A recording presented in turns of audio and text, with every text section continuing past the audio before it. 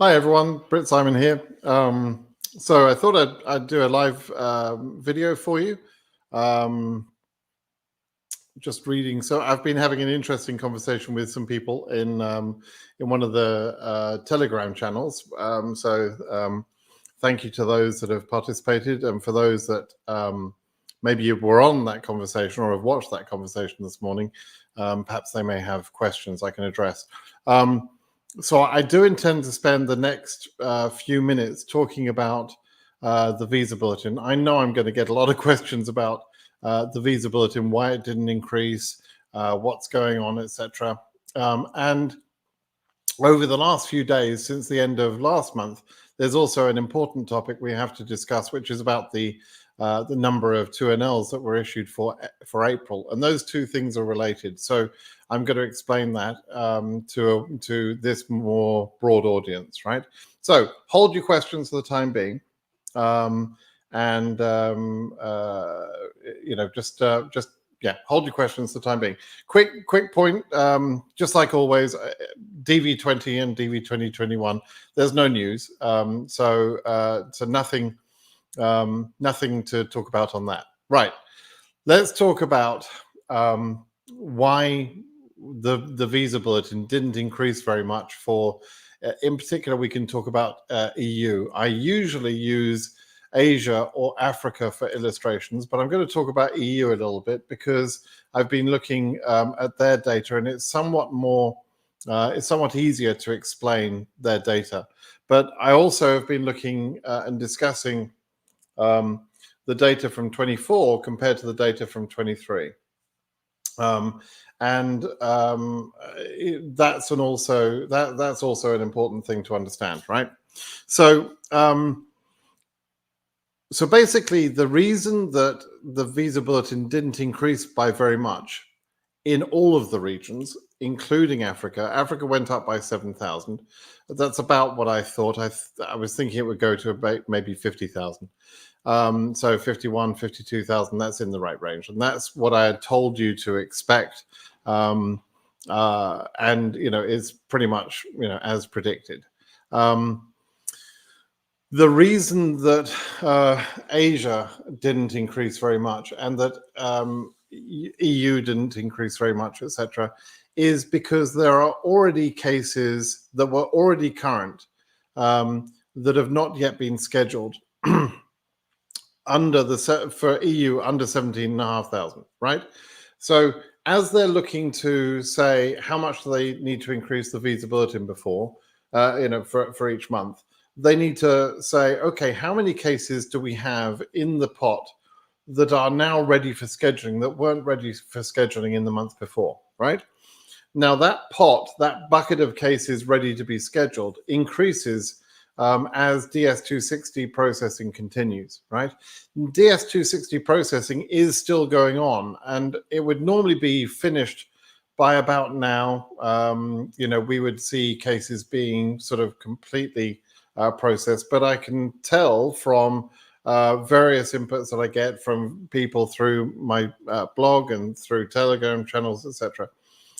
It's very obvious that DS260 processing is still going on. Why is that? Well, because they invited 140,000 people to apply and fill in their DS260s. Those people applied, and now there's a huge backlog of people where everybody, even people with case number 122,000, submitted their DS260s. Some of those people submitted pretty early, and all of those DS260s have to be processed, all of them, right? And they process them, or they at least open them in the order that they were submitted, right? It's not by case number. Please don't come out with that bullshit. It's not by case number, okay? There are some very obvious signs that if you use a little bit of brain power, you can see it's still by submission order. At least the case is opened by submission order. That does not mean that two cases submitted on the same day will be completed at the same time. We know that all sorts of cases take different times to process, but they are opened in the order of submission, not the order of case numbers, which means that KCC will have wasted time processing cases from Africa at 120,000 and Asia at 40,000, etc., that are never going to get current, right? Those cases are not going to get current. If you haven't heard the message by now, you should certainly start to pay attention, and you can see that the visa bulletin numbers are not trying to get to the highest numbers. We're not going to see any regions going current, right? So so with that being said, DS260 processing is a factor that's still happening. Now, each month, therefore, there are cases that are current, but their DS260s have not been processed before. Then those DS260s become processed. And that can produce a number of cases which have to be scheduled. And those cases will, to some extent at least, take the priority over releasing a greater visa bulletin number for more cases to come into that status, right? And so if, for example, they decide they want to issue, let's say, 1,000 2NLs in Europe, they would say, okay, how many 2NLs have we got, or can we give now from the cases that were already current under 17,500? We can get 800 from that. We only need to reveal an extra 200 cases, something like that. That's how the process works, and therefore they don't increase the numbers very much. That's exactly how the process works. So, and I've had this discussion with Charlie, who is the gentleman responsible for running the visa bulletin for many years, up until about 2 or 3 years ago. So I know precisely how this process works, right? Okay, so that's sort of one thing you need to understand. Then you need to look at, okay, under 17,500 in Europe, for example, how many cases were not yet scheduled? Well, that number is 4,012, right? Those are cases that show at NVC status, and they've not been scheduled at all. And that's cases, not people. So that would be in the case of the case of Europe, the derivative rate is over 2.2, I think. So we're talking about 9,000 people, right? So there are 9,000 people under 17,500 who have not yet been even scheduled, right? Now, of those 4,000 cases, about 2,000 of those cases, a bit more than 2,000, are Uzbekistan. Uzbekistan would have about 3,000 cases spread over the first 17,000 case numbers, which is about 180, maybe 185 cases per thousand, right? So we know that they're restricted, but you can pretty much take out those 185 cases, just take them out of the picture when you're doing this sort of analysis. And you can say, okay, under 17,500 then, there are the 720 or so cases that have been scheduled for Uzbekistan already. There would be something like 2,300 cases left remaining to be scheduled up until 17,500. That they would all become current before that number. But they're not all current at the moment. Some of them are restricted because Uzbekistan has an accept number, right? Okay. So we know that of the 4,000 cases that are not scheduled, under 17,500, let's say just over 2,000 of them are Uzbekistan cases. That means there were 2,000 cases ready for scheduling, shall we say, or probably close to being ready to be scheduled and not yet scheduled, right? Now, how many 2NLs do they need to send each month? Well, last month, for EU, they sent 695 cases.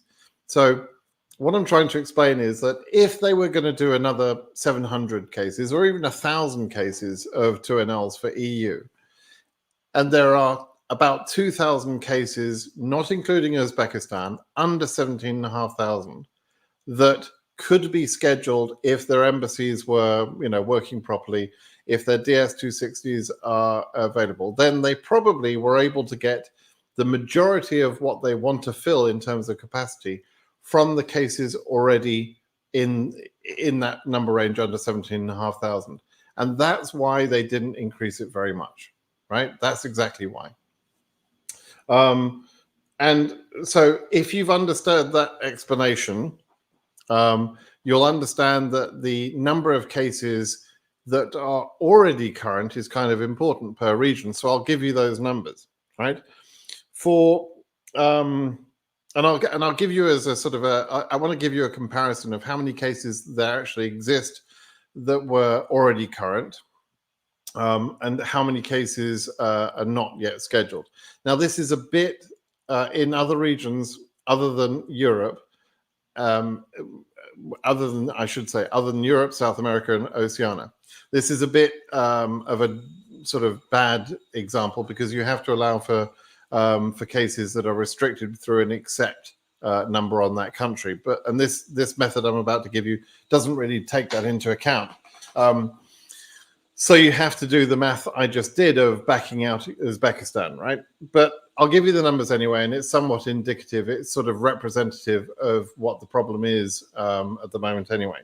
So for Africa, there are almost 17,000 cases, 16,958 cases under 45,000, right? Actual cases. The rest of those case numbers are holes, right? So there are 16,958 under 45,000. Of those, 9,263 are still at MVC. Okay, so more than half of the cases under 45,000, real cases, are still at MVC, right? It's a big problem. Asia, there are 3,598 cases under 7,200. And of those, 1,088 are still at MVC. Okay, again, that's going to be complicated because some of those are from Iran or from Nepal. But those are the numbers. And in fact, Iran and Nepal are actually getting close to being matched with the rest of Asia anyway. EU, there are 8,859 actual cases and 4,012 are at MVC. OC, 547 cases that were already current, 1,250, 547 and 219 are at MVC. So just taking OC, for example, that means that something like 40% of the cases that were already current last month were at MVC. I was actually kind of surprised to see the increase by 400 numbers in OC. It actually wasn't justified in a sense, but I think they're feeding into Fiji, Suva embassy, which is doing an amazing job of taking cases and really pushing that, because there are 2,700 selectees for Fiji. Which has suddenly become the biggest country in terms of selectees in Oceania. So Suva are doing an amazing job to try and keep up with that, and Fiji will therefore take the majority of the Oceania visas that are available in their quota, which is about 850. So yeah, Fiji is going to take the majority of those, right? Just because they got more selectees. South America, already current before the last visa bulletin, was 1,134 cases and 464 at MVC. So you can see that every region had plenty of cases that were already current, that didn't need to be made current in order to, so we didn't have to increase the visa bulletin in order to get more cases current. And that's why the visa bulletin didn't move very fast. Okay, that's one side of the coin. That's one thing you need to know. The other thing you need to know is that I have been talking since January how when you compare DV 2024 progress to DV 2023 and 22, both DV 23 and 22 had slow starts and did very well later, right?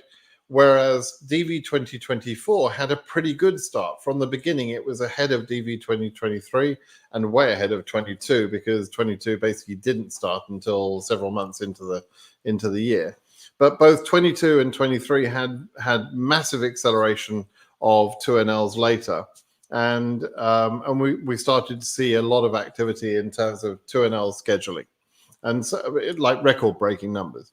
And that's how DV 2022 and 23 actually met their capacity, right? Both of them met the full capacity.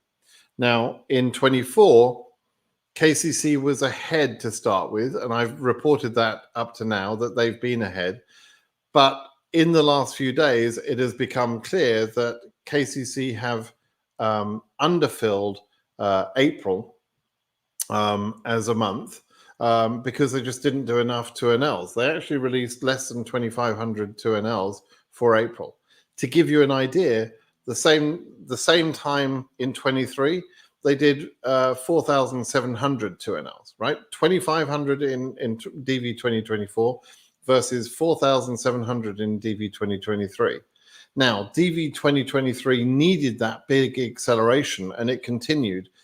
In May, they did another 4,500 2NLs, and they actually did more later. So the real powerhouse months, it is possible to see massive numbers, right, of scheduling 2NL cases per month.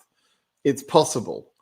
But then what is KCC doing? Why is KCC not sort of filling those larger numbers? They should be doing about 3,500 2NLs per month. And I'll explain why I'm saying that number in a minute. But they're not. Now, is it KCC's fault? No, it's not really KCC. It's the embassies, right? The embassies set their capacity, and KCC simply fill that capacity. And so the embassies, for whatever reason, have decided that they are not taking as many cases as they should, right? As I would expect them to take. And we've lost about 1,000 2NLs in this last month. So the big thing is, will the system now generate a big number of 2NLs for May interviews? This is going to be very critical because you can lose a month, maybe you can lose a couple of months, but sooner or later, your remaining months mean that you're running out of time and you won't get to the end point. Let me show you something actually that would make this a little bit clear. I want to show you Zarthisius's trusty webpage as ever. Let's have a look at that. Okay. Excuse me while I set up the screen. I should have been ready to present this. That screen. Okay. Now, so you're seeing Zarthisius's page. I'll just toggle this, make it a little bit bigger, and I'll zoom in a little bit. Okay. Okay. So here's the thing, right? So as we look at these numbers, this is the numbers that are already scheduled up until this point. We can see there's a total of about 3,400 people, or from 16,000 cases that are currently scheduled. So some of those have been issued already.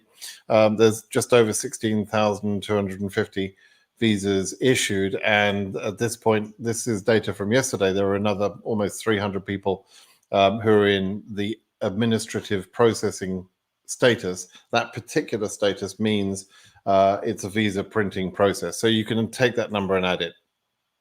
So we've got 16,500 people who've been issued, right? But more importantly, 34,000 have been scheduled up until now, right? And up until this month just gone, I would have said that DV 2024 was ahead of DV 2023, and I was feeling pretty relaxed about it. But this 2,500 2NLs that we saw issued in for April interviews is a problem. It's about 2,000 people just went missing, right? Have not been scheduled. So we should be seeing that number a little bit higher. Now, by the end of the year, if KCC and the embassies plan to fill the whole 55,000 quota, they have to schedule about 70,000 people. That's pretty much a sort of a magic number. In DV 2023, they scheduled 75,000 people, and then they cancelled interviews for several thousand people at the last minute. So 70,000 is about the magic number. That's about what we need them to schedule. The 70,000 being scheduled allows for people that don't show up for their interview, or the people that show up and they get refused permanently, or they show up and they get refused temporarily, and some of them won't be able to complete their cases. So we need 70,000 to be scheduled. Okay, we're at 34,000 right now. That means we need to get about 35,000 roughly people scheduled in the remaining 5 months of scheduling, including the May month that we're about to see, right? So if that's the case, they would need to be scheduling. Around about 7,000 people per month. 5 months would give you 35,000, right? And that's where I get the 3,500 2NLs from. That's roughly what it means. It's roughly two. It's a bit less than two in Africa. It's a bit more than two in Europe and so on. So the derivative rate is variable, but roughly speaking, 3,500 2NLs will give you 7,000 people. So for the remaining 5 months, including what they're about to start issuing in the next few days, the 2NLs for May, they need to be scheduling about 3,500 2NLs per month. It's absolutely critical they do that. If they don't do that, then they will be sort of telling us that they're going to underfill. Right now, they can catch up if they didn't do it in May, they could catch up in June. Because it would just be maybe there'd be 1,000 short or something like that. But we need to see some signs from KCC and the embassies that they are actually going to try and meet the numbers. Otherwise, what will happen? Well, I did some predictions for the numbers for each regions in January, and hopefully you've seen those prediction videos. But those prediction videos give you an idea of what the final case numbers should be at full capacity. And by full capacity, I mean they're trying to give away all 55,000 visas. That means 70,000 people being scheduled. If they choose not to schedule 70,000 people, if they only schedule, let's say, 65,000, then we will undershoot. We won't use all of the 55,000 visas, right? And that's entirely possible. That's happened almost every year until the last 2 years. That's the norm in years prior to DV 2022, right? So undershooting was the norm before. So don't be sure that they're going to be shooting for the 55,000 number. They may not. And there's nothing we can do about that. That's entirely their right to do so. They are not obliged legally or any other way to use all of the visas. And in fact, what we saw in DV 2022 and 23 was they overused the visas. They actually they gave too many visas away. All right. So anyway, that's the information I wanted to give you. We're starting to go behind on scheduled interviews. The visa bulletin lack of progress was somewhat predictable. That's probably a big shock to you if you still think that Asia 45,000 is going to get current. It isn't. Or if you think Africa 120,000 is going to get current. It isn't. Or if you thought that if you believed people that told you that the regions always go current every year, they don't, and they won't this year. If you haven't been listening to what I've been saying, then you're probably more shocked than you would be if you had listened, frankly. So listen to the right information. Make sure you're paying attention, and understand that nobody is guaranteed a visa, and nobody is really safe until that visa is in your hand, right? So hope you understand that, right? Okay, so let's try and take some of these comments. I'll try and take some of these. I did say right at the beginning, please don't put in questions, but I see lots of you have put in the questions anyway. Let me scroll up a little bit and see if I can take some of these. Okay. Nepal, 12,000. Will you get your 2NL? Yeah, you probably will. Nepal, it usually does pretty well, so you probably will. I want to thank you so much for everything. We got married after the DV result, but with your advice, got the visa approved in Cameroon. Good. Glad to hear it. Like, if you get married, add the spouse. Why wouldn't you? Turn on subtitles. I speak English. Come on. I speak English pretty well. English is the language you need to know in America. So, it's not good. The subtitles are not going to work. It's not going to be as quick as I go. Good evening to you. Is there anything about DV21? No, already said that. Oceania 22 will likely be processed since it's on 1650 now. It's interesting, Chris. Like 22 has always been sort of roughly the beginning of the sort of risky range for me. Maybe 2000 is risky. They could get there, but what they could easily do is move the case numbers up, like they just did a 400 jump in Oceania. They could then stay at 1650 for 1 month extra, 2 months extra. They can do that. There's nothing that says they have to increase each month by some number. So I always say to people, the capacity of the bucket is what you need to understand. If you've got a 5-gallon bucket, you can fill that bucket quickly with lots of water, or you can fill it slowly. But the speed at which you fill the bucket has nothing to do with the capacity of the bucket, right? If you fill it fast, it doesn't mean that a 5-gallon bucket becomes an 8-gallon bucket. That's not how it works. And this process is the same. So you could easily see the process hit a brick wall in Oceania. Suva is going to do the best. So watch Suva. If you want to know what's going on, watch Suva. That's what you need to look at. Greetings from Hungary. Thanks for sharing information. In 25, I will apply for the lottery. Unfortunately, can't earlier because if I would be lucky. Okay, so good luck, but it's not a question. Kindly explain the process after being current, sir. When you become current, if your embassy has capacity, then KCC will send you a 2NL. You don't do anything until you receive the 2NL. When you get the 2NL, you have to book your medical and you have to gather your documents together. If you're from a country or have visited a country where you need a police report and that takes longer than a few weeks, then you should actually get your police reports in place prior to even receiving the 2NL, right? You should at least be applying for them. So look into that. But basically for most people, you receive your 2NL, you book your medical, and then you get your documents organized ready for the interview, which is normally about 6 or 7 weeks after you receive your 2NL. Okay, that's the process. Robert Kennedy, a friend of mine won DV23. 23. DV2023 is over. DV23, what submitted is from December. If DV2023 is over, I don't know what you're talking about, Robert. It's over. It's done. Are you perhaps confused about the year? Don't know. Hakuna Matata, Major Matata. Thank you for your information. We're still waiting. Yep. God bless you and good luck to you in AF39X. What are your thoughts about case number 61K Cairo Embassy and its behavior? Cairo is a bit of a mystery.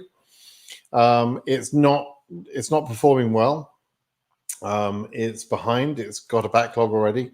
So case number 61K is certainly at risk. I don't know what's going to happen next, right? We'll have to wait and see. Okay. Let's take some more here. In the South American region from Trinidad and Tobago, can you tell me if Port of Spain Embassy is performing well? I don't know off the top of my head. Go check the data on Zarthesius's website. I'm sure it's fine. The embassies that are very small, generally you don't have to go and check very much, and you're not going to learn very much by checking anyway, because unless they're very busy, active embassies, you won't see a lot of cases. But at a quiet embassy, it doesn't matter if they don't have many cases scheduled. They can easily fix their take all of those 2NLs in a very short period of time. So just I think TNT would probably be about that case, right? We take part every year. Is it true that the pitch is selected and the consumption is free? If we get the chance, what stages will we go through? Oh, I don't know. Pitch is selected. Is it true the pitch is selected and the consumption is free? I don't know what that means really. So the DV lottery is a random draw. There is no cost to enter the draw unless you're an idiot and you go and pay someone to enter the draw for you. But that, as I say, is only done by idiots. Frankly, you shouldn't be paying anyone. to enter a totally free lottery, and there's only 13 questions or something. I mean, do it yourself and make sure it's done right. So it's a free lottery to enter. If you win, if you're selected, which is a random chance, there's nothing that makes your chance better or worse or whatever. If you are selected, then you go through a process, and it costs a few $100s, but it's the cheapest possible way to get a green card. So I've explained this, in many times, many places, but you can go to my blog at britsimonsays.com for a full, in detail explanation about the process and how you get qualified and that sort of thing. Okay, go there and do that. Okay. How many visas have been issued so far? 16,500. Does your prediction stay the same for EU? That's kind of what I was just covering, right? So my predictions were that EU could cut off as early as 31,000 and up to about 40,000. I think I put my range. But if KCC / the embassies decide to underfill, then even 31,000 might look like an optimistic number, and the risk range starts a little bit earlier because of that. Now, I actually thought that the sort of sweet spot will be something between about 35 and 37,000. But I did say that there was a danger, from about 31,000. So that 31 might go a little bit lower if there aren't enough 2NLs sent. Like we can't get to 31,000 if they only issue 700 2NLs in Europe each month. That is a problem. They've got to be issuing at least 1,000 in Europe. They've got to be issuing at least 1,700 in Africa. So here's what they should do to get to 3,500. They should do about 1,700 or 1,750 in Africa, maybe 2,000, right? They should be sending 500 in Asia. They should be sending at least 1,000 in Europe. They should be sending at least 100 in Oceania and 150 or so in South America. None of the regions achieved that last month. Africa did 1,331.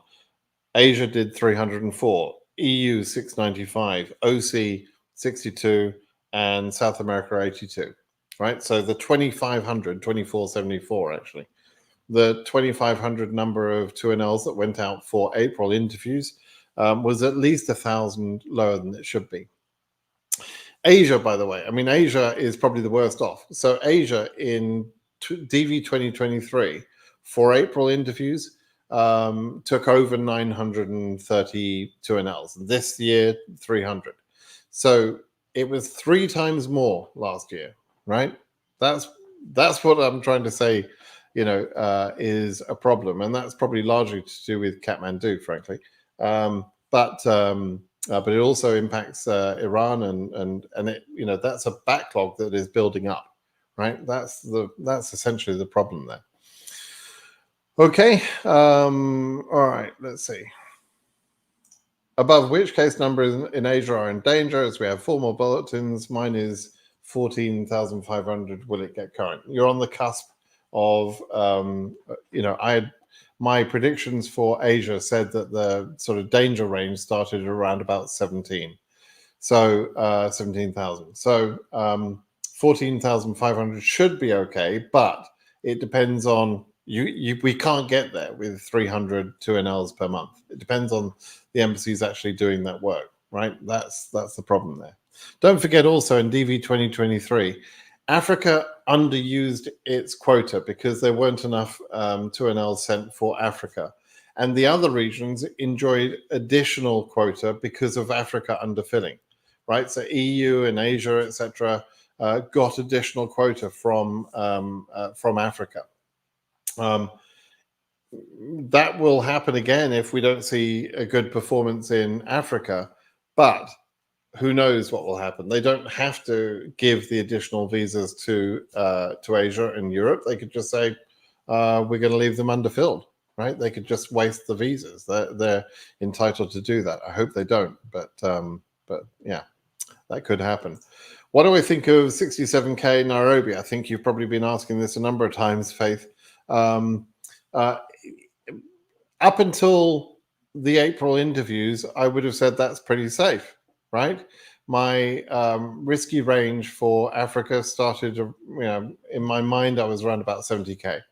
But it's looking a little bit more scary now, right? Because we're not seeing enough 2NLs being sent. So we have to wait and see. I can't tell you for sure whether it's going to be safe or not. But you're at a pretty good embassy. But Nairobi is a little bit backlogged now because even though they're taking a good number of cases each month, they're not taking quite enough to keep up with the numbers. They are backlogged below 45,000, right? Okay, what's going on? Let's see. Umesh, I'm a DV winner, 23, from Nepal, living in North Carolina. Got a job. Oh, you're very welcome, Umesh. That's awesome. North Carolina. Nice place to live, by the way. 54K, Tunisia, Africa. You'll have to wait and see. YouTube didn't inform you. That's weird. But I'm not in charge of YouTube, so you have to complain to them. Reda lived in Europe as asylum seeker and got 2-year humanitarian residency. After that, refused to renew the residency and deported me to my country. There is a problem to win DV. No, not really. As long as you didn't break any sort of laws in any sort of really bad way. Being deported, is not great. But disrespecting the laws of a country outside of the USA is not so much of a problem for the USA. It can cause problems, but it's not an automatic knockout, right? So it depends how badly things went. I mean, were you arrested? Did you punch some policemen on the way out? Something like that. That would be bad. But assuming you didn't do those things, then you're probably okay. All right. So Accra stopped scheduling. Any reasons? They are focusing on immediate relative IR category cases. If you look at the issuances, the monthly issuances statistics that I've shown on my videos before, you can see exactly what they're doing. That's what Addis have been doing. That's what Accra have been doing, and that's why they're not doing it. It's shameful. I wish they wouldn't do that. I'm hoping they will change, but I just don't know whether they're going to change their perspectives, right? And give DV a chance. So fingers crossed. Do you think this month will the concerts be accelerate because there's no time left and running out? Yeah, exactly. So that there are 5 months left, right? Including the month we're about to start seeing 2NLs for, which is May, right? So we've got May, June, July, August, September, 5 months. The last visa bulletin will be published in July. That'll give us the last numbers for September interviews. And the last 2NLs being scheduled will happen in late July or early August.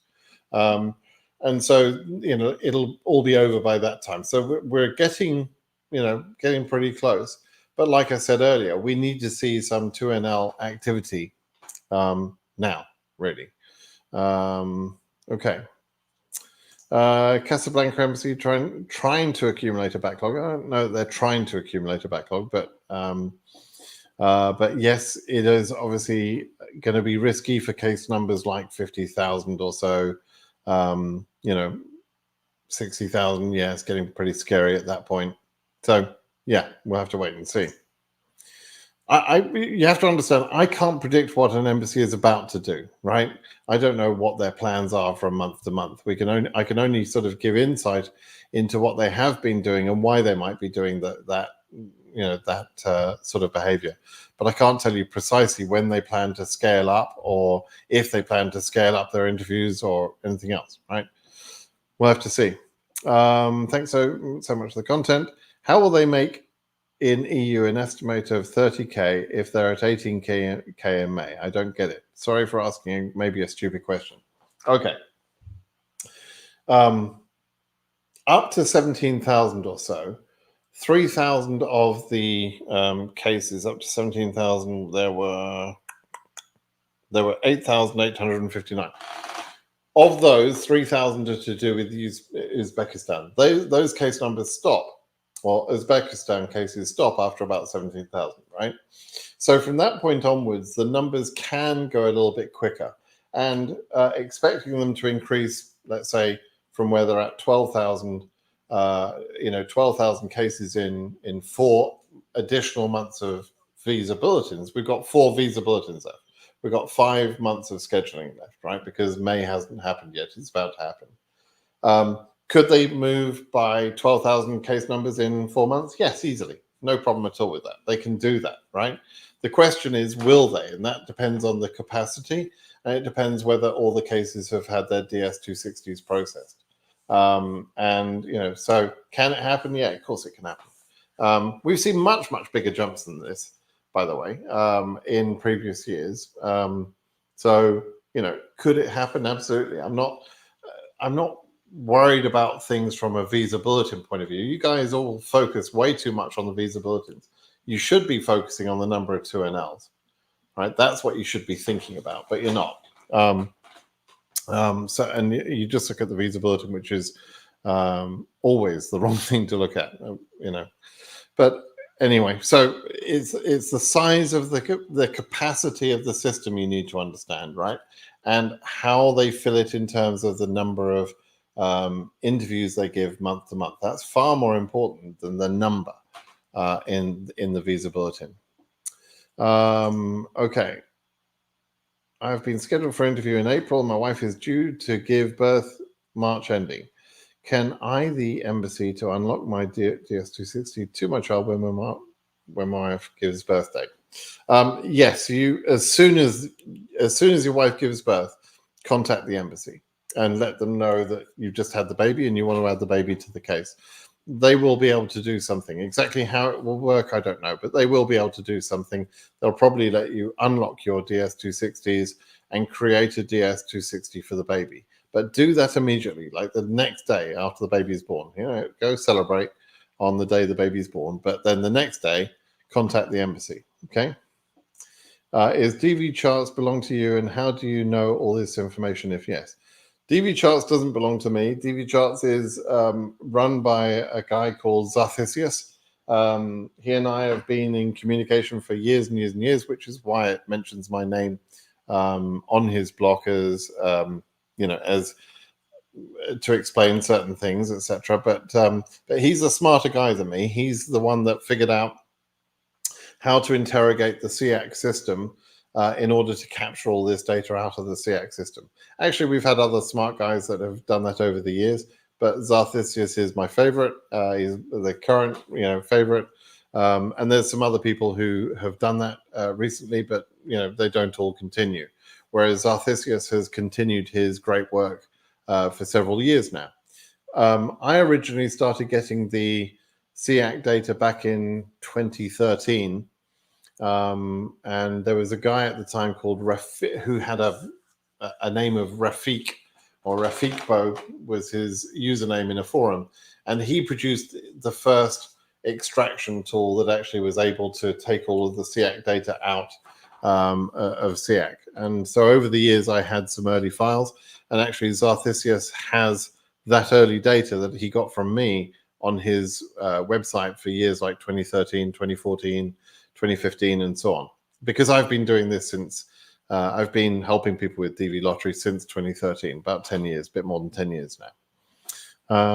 Okay, so that's where it all comes from. So it is official data. It's very trustworthy data. So, don't worry about the source of the data. AF3500 yet to be scheduled for Accra. Oh man, that's sickening. Want to move your interview to Lome? How do I draft the letter to the Lome embassy? They probably won't move you, is the reality. You can try. I don't have any particular technique to convince the Togo embassy to take your case. But generally speaking, KCC will have locked you into Accra embassy. And KCC's perspective is, if you don't get your interview because Accra is not taking your interview, then that's just your bad luck. So, there isn't a way to force this situation with them. It's very sad, but that's the way it is. Must the medicals be conducted in the country where the interview was, the scheduled, or can one take it in another country and carry it for doing the interview? Generally, you have to do it in the country where you're interviewing. There are a couple of exceptions to that, but those exceptions are very rare. So almost always you have to have the medical at a physician in the country where you're going to interview, at one of the physicians that is approved by the embassy to do that medical. Okay, so you look up the list of physicians that they, that they will accept. Right, that's what you do.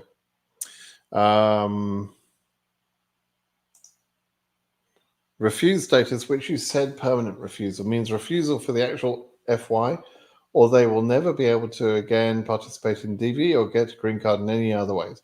No, it's a permanent refusal for that year's DV lottery. It doesn't affect that person's ability to apply again in some other way or in another DV year.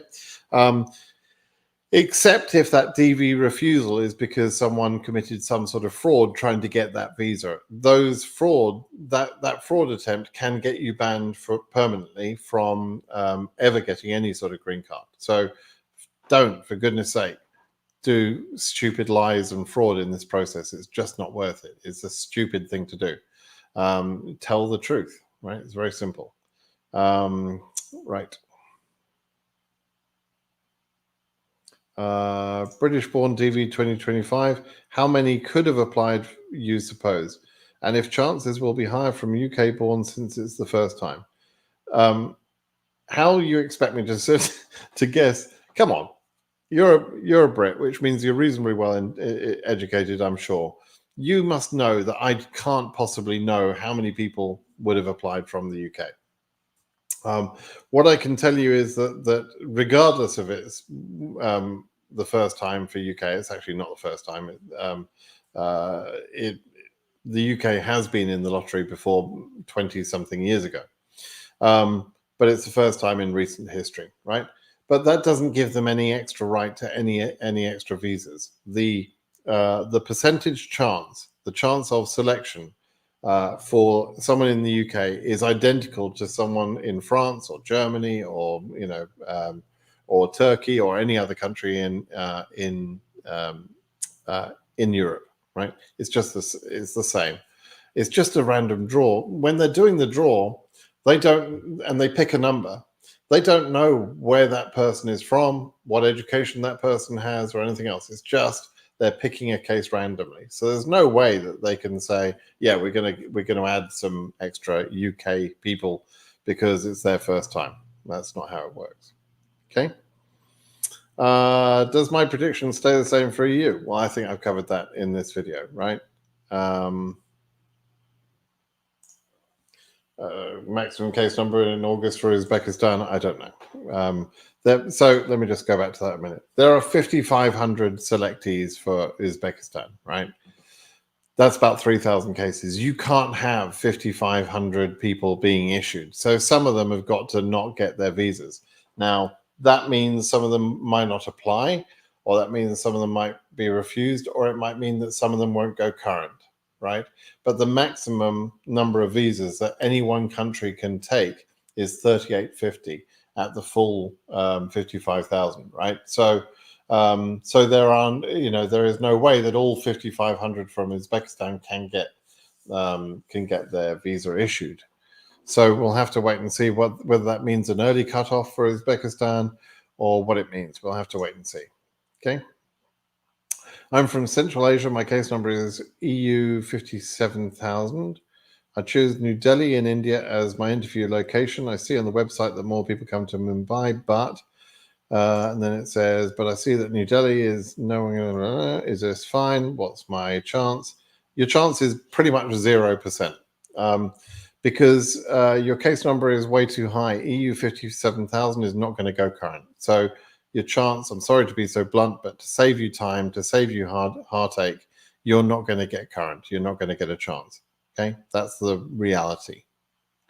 I could make it softer announcement if you want, but you can see all the people here. Look, we've had 8 months of scheduling, 8 months of visa bulletin rather, and the case number 18,000 in EU is there. Now, somebody asked earlier, how on earth is it going to get to 30,000? And you're at 57,000. How is it going to get to 57,000 from 18,000 in 4 remaining VBs? It's not, is the answer. And that's because there are too many selectees that were chosen in the first place. And so I've said from the very beginning that we're not going to see EU going current, and you're pretty much one of the highest case numbers in EU. So yeah, you're not going to become current. You won't get an interview. It doesn't matter which embassy you're choosing, whether it's Mumbai or Monte Cristo. It doesn't make any difference at all. You're not going to get current. Okay. Okay. I think I drove that one home, right? I drove that point home. Any advice for case number 46K in Kenya? Is there a possibility? You have to wait and see. But yeah, you are now current. So the question is, what's going to happen in Kenya? You know, when are you going to get your turnout? You have to wait and see, right? But you know, clearly there is possibility for you, unlike some other people, right? How confident are you about your January predictions for Europe after the last bulletin? Well, again, I've said many times, it's not really about visa bulletins. But it is about 2NL progress, right? Do I think that 19.9 will be in the next visa bulletin? Probably. I suspect that in terms of DS260 processing, I really think they're going to want to try and finish all the DS260 processing by May, right? Which means in March and April, this month and next month, they should be entirely finished. Why am I saying that? Well, in May, DV 2025 cases will start coming in, right? And there's a big flood to start with. So they don't want to be processing DS260s from DV 2024 and at the same time having a big flood of work coming in from DV 2025. So I'm sure they're going to be pushing as hard as they can to try and get these done by the end of April. And once that happens, that sort of makes the predicting game a little bit easier at that point, because you know by that time that all the DS260s are processed. You know, so that's how it works. Okay. Let me scroll down. What do I think about a big jump in June for Europe? I don't know, might happen. When do you think 54K Africa is going to get to an L in Tunisia? I don't know exactly when, but you know, you're pretty close to that now, right? So you just have to look at what Tunisia is doing. Let's see if we can find some interesting questions. Okay, numbers increase very little in EU region.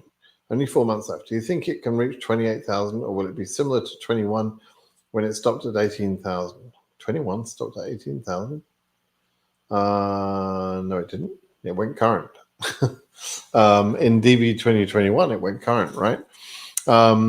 So you may see that the numbers stopped, but from that point onwards, it went current. Current means all the numbers could have been interviewed. Now, current's not going to happen this year for the reasons I've explained many times. There are too many selectees, right? But will it stop? So will it stop at 18,000? No, of course not. It's going to increase for the next 4 months. It could easily increase 3,000 or 4,000 per month. Easily, it could do that, right? That's nothing at all. And we've seen some months where visa bulletin case numbers have increased by over 10,000, right? And so, you know, 3,000 or 4,000 a month wouldn't be a big jump at all, particularly since the density of cases after Uzbekistan ends, which is at 17,000. The density goes down by about 18%, right? Because Uzbekistan cases are about 18% of every 1,000 cases, about 185 cases per 1,000 are Uzbekistan up until 17,000, right? So yeah, we can see more increases after the number range we're in right now, up until about 28,000, when we see another drop in density. So have a look at the data. It'll make more sense if you're looking at those charts. But do I expect them to get to 28,000?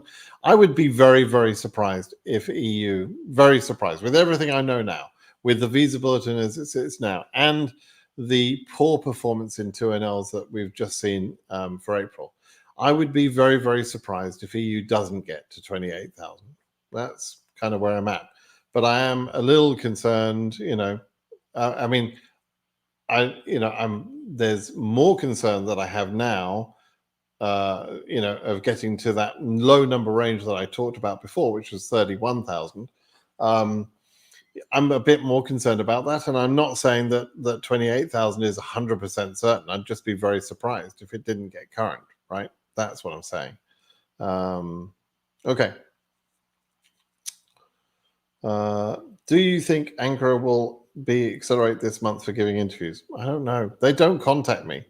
I think sometimes you guys think that I'm in touch with all the embassies, and I sometimes that I somehow know. And if people are answering questions like this for you, and they say, yeah, I think Ankara is going to increase its speed, it's going to do this next month, right? They're just plucking that information from the sky or from their butts, right? They've got no information. Nobody has information about that. And so, I'm not going to pluck information from the sky and pretend that I know when I don't know. Nobody knows, right? So we're just guessing. We have to wait and see what they do, right? Okay. Lisa says she's a F1 student residing in California. Me too. Well, I'm not an F1 student, but I'm residing in California. I've applied for DV from Nepal. What are my chances to get DV? And if I get selected, do I directly get a green card since I'm already in the States? Well, sweet. Bless your heart. Right. What are your chances to get DV? Probably about 1 in 200. 1 in 200. So one you'll win one time for every 200 years that you enter. So it's not a very good chance, really. So it's not a plan, Lisa. It's just it might happen, right? But from Nepal, around about I think maybe 700,000 people applied from Nepal, and 3,800 people are selected. So most people are not selected, right? And do you directly get a green card since you're already in the States? No, you have to go through a process called adjustment of status, and it takes a long time. And so the results will be out in May. But if you were selected, you would not be able to get a green card until sometime between October of next year and September of 25, sometime in that range, roughly. Okay, so it's a long process. Okay, let's see. Lisa, you're repeating your question over and over again. Stop it. Oh man, I've got to scroll past a lot of Lisa questions and a lot of Wadud Bani. I'm ignoring, by the way, your question, Wadud, because you keep repeating it. So I'm just going to ignore it. What is the best explanation for the country of eligibility if my country qualify, but I chose my wife's country of birth because we stay there and she doesn't qualify by both work experience? Oh, geez, why did you do that? Oh, why did you do that? That was a stupid thing to do. Oh, man, I wish you people would listen. Okay, so as I'm understanding it, you believe your wife can't meet the requirements for education or work experience. In that case, you should not have selected her country of birth, because by doing that, you have made it so that both of you, she and you, have to meet the requirements, right? Your own country was eligible. You had no reason to select your wife's country and put the whole thing in risk. Some CEOs don't understand the rules occasionally, and so some of them might pass your interview based on you meeting the requirements. But what they're supposed to do is they're supposed to treat both of you, your wife and you, as a principal selectee, meaning both of you have to meet the education or work experience requirement. So you've really created a lot of risk for your case. And I don't know what to say to you. You've created a lot of risk. Were you selected, or are you talking about, maybe you'll be selected? But don't do that. Don't choose your spouse's country. If your own country is eligible, just use that. And if you are going to choose your spouse's country, then your spouse has to meet the requirements. Okay. Oh dear. I hate to see people that make mistakes that cost them a green card because they didn't listen. Or didn't read the instructions, or I don't know. Phil's version of you says, "Hey man, you talk about Baghdad's embassy situation. What to expect, please? Big thanks for the effort." I don't know what's going to be happening in Baghdad. I couldn't tell you. Have a look at the data by all means, but I don't know what will happen in Baghdad. It's always going to be a bit up and down there, right? Because of the situation locally.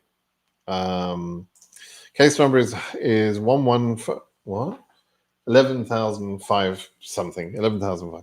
I reached out to Casey, so I don't know what region you're in. Kinshasa. Okay, so I'm going to assume you're in Africa. I reached out to KCC. Everything has been sent to the embassy Kinshasa, but the embassy says they did not receive anything from KCC. I submitted DS-260. Any help? Look, KCC did not tell you unless they've scheduled your interview, right? They don't send anything to the embassy. The embassy doesn't know anything about your case until it's scheduled. If you have received a 2NL, then yeah, the embassy knows about your case at that point. But until you receive the 2NL, your embassy doesn't know a thing about you, nothing at all, right? And I doubt very much that if KCC have not scheduled you, I doubt very much they said this thing that they've sent everything to the embassy. That's not what they say. There's no standard reply they have that says everything's been sent to the embassy. You're just making that up, right? So, so the question is whether you've got your 2NL or not, which you don't mention. You submitted the DS-260, okay, but did you get a 2NL, right? Have you been scheduled for interview? That's the important thing, and it's the one thing you don't mention. What do you think about maximum case number on cutoff will be for August? Oh, you already asked that, already answered. I've already talked to you, Lisa. Let's see, who else? Chili Palmer, good name. Thanks for all the advice through the process. EU to 2000 something successful in Paris. Called in October. That's nice. Good for you. You'll do well in the States with a profile picture like that. Let's see. I'm just trying to find other interesting questions, and then if I can find the last couple, we'll then call it a day, right? I'm having to scroll a lot because certain of you just keep repeating the questions. That must be very annoying for everybody else, and it's annoying for me. Harlan Warren, that's an interesting. You've got the cowboy hat already. You need to be in America. Please help me make a better decision. My mum's I-95 expires on April 13th, 24, and her DV lottery number didn't quite come yet in the visa bulletin. Her number 18863. What good decision do you need to make? I don't know what your question is. Mum's I-95, I-94. So is it about adjustment of status? Is that what this question is about? I wish you'd have said, but she either needs to extend her stay if she's on a valid visa and wants to adjust status. She would have to extend her stay somehow, or she should certainly not overstay. She should get the hell out of America and probably be processing in her home embassy, right? But you're not really very clear about what your situation is, so I can't sort of answer that with any more accuracy.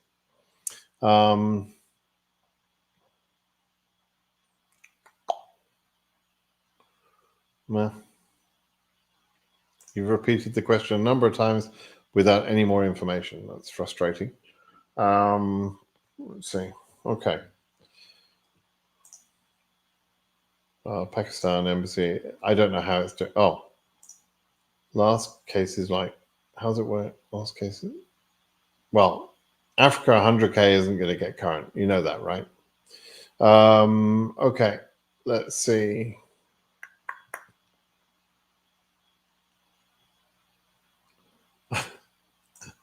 You're even putting the question in there, but it's the same question. Same question without the real question. You got to give me a bit more information. Okay.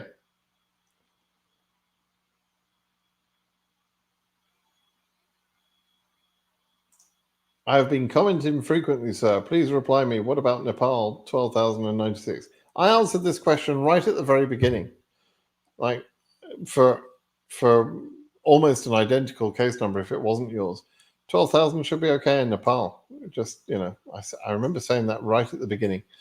Okay.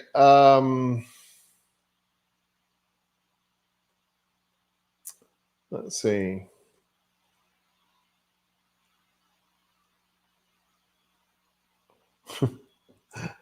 Shouting the question doesn't help. And as pointed out by Ken, the operator, relax, go back where you started. He replied to your question. Yeah, exactly. What is it? Relax. Just, yeah, exactly. Like, good answer, Ken, operator. Exactly right. I did answer that question. My friend was born in Egypt, but now he is in Kuwait. His number is 46,000. His interview will be in Kuwait. Okay. Even though his interview is in Kuwait, if he's an Egyptian, born in Egyptian or chargeable to Egypt, then his case number follows the except for Egypt, right? And so he's got to become current according to the Egypt except number. Okay. All right. Let's just see. Let's see who have we got. One more. Let's see if I can get one more question here. I'm currently on L1A in USDV Lottery 2024. Case number is 92K. Should I submit DS260 considering case number is high? If I don't get interviewed, DS260 might impact. Don't submit your DS260. Your case is never going to become current. I'm 100% sure of that. And submitting a DS260, people ask sometimes about, is it bad to submit a DS260? Well, it is an application for an immigrant visa, and therefore you're telling the US government that you have what is called immigrant intent, and you're smart enough to know that that might impact your L1A. Actually, I think L1A, isn't that dual intent? I don't know. Not sure about L1A, whether that's a dual intent visa or not. And so maybe it wouldn't be a bad thing, but be very careful. But either way, in your particular case number of 92K is never going to become current. So don't even bother with the DS260 and just avoid the headache, frankly. So sorry to be so blunt, but you may as well know the truth. You're not going to become current, right? Okay. Man, a lot of questions here. ICC, I haven't seen you today, so let's just... Is the feedback from the embassies that affects VB increase based on the backlog only or the potential 2NLs for the current month? It's both. So there is a backlog or a list maintained at every embassy, or for every embassy, I should say. KCC keep the list of cases that have been added into the AV status, which happens month by month. And that list keeps it growing and growing and growing. That's what a backlog is, right? And each month, the embassies have to announce to KCC how much capacity they have for that month. So they may have 1,000 cases in their backlog, and they may say our capacity is 50 cases. Well, that means they're going to take the first 50 cases from that 1,000 case backlog, right? And, to some extent, that backlog number factors into the visa bulletin numbers, but there's also non-backlogged embassies. And so, the visa office are somehow comparing all of those numbers that they know about, both backlog numbers, DS260 processed but not yet scheduled, all of those numbers, in order to form their perspective about how much the visa bulletin should be raised by. And I have to say, sometimes they get it wrong. It's just very clear that they got it wrong. That sometimes they increase the visa bulletin number where they shouldn't. Sometimes they've gone current where they shouldn't. Sometimes they don't increase it enough where they should. And they've made mistakes in the past. There's no doubt about about that, right? But they're not completely stupid, right? So that's why they're not going to make all the regions current this year, as they have done in the past couple of times without good justification. Okay. Okay. So one last question then, but we're in DV 2024. Yeah. Okay. Another good answer from Ken, the operator. Okay. I think I've covered all of the most interesting questions there. I'll answer this one last question. This is about someone who's considering adjustment of status in the USA. What's the process for AS 27,000? You're probably not going to have a process. I don't think you're going to get current, is the honest answer. And in that situation, if by some miracle you did get current, you would then file the I-485 package. But you're not going to get current is the answer. There is some advantage to filling in the DS-260 for an adjustment of status case, but in your case, I wouldn't do that either, because you're probably never going to get current, almost certainly not going to get current, and you can see why. You can see what's happening in the visa bulletin now, and so, why would you submit a DS-260? You wouldn't, right, is the answer. And you certainly can't file your I-485 until you see your number as being current in the visa bulletin. So let's say, for example, by some miracle, your number went current for September. You would see that in July. And if you're doing adjustment of status, you can use something called the early filing policy. So in July, when you see that visa bulletin that says, Asia 28,000, if that happened, right? It's not going to happen, but if that happened, then that's the point at which you can file your I-485, right? Having filed the DS-260 slightly ahead of that is helpful for your adjustment of status case, because it warns KCC to send your file over to USCIS.